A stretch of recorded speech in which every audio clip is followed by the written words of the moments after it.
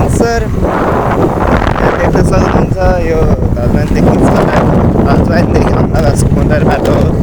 यहाँ बाटो सुरु हुँदै गइरहेको छ बाटोको अवस्था पनि एकदमै नाजुक छ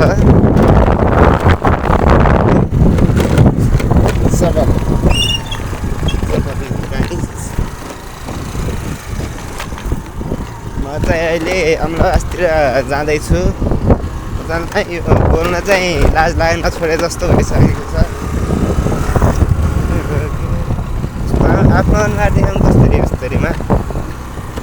कस्तो कस्तो गर्थेँ मलाई चाहिँ थाहा छैन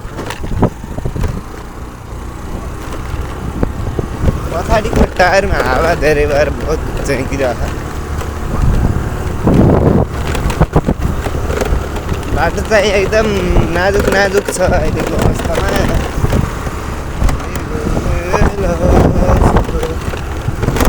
यहाँ देख्न सक्नुहुन्छ यो एकचोटि मैले यो पनि देखाइदिन्छु हजुरहरूलाई एक्जाम हिमाल किन मुस्ताङ जानु पर्यो कता यता यता भयो जस्तो लाग्थ्यो के अरे हिमाल यहाँ रहेछ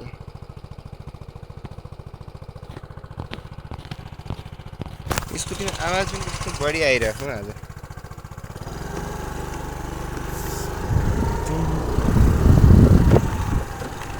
तिम्रै संसारमा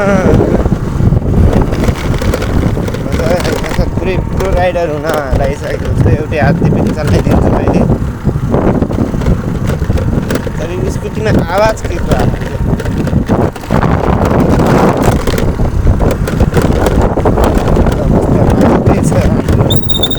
भन्नुपर्दाखेरि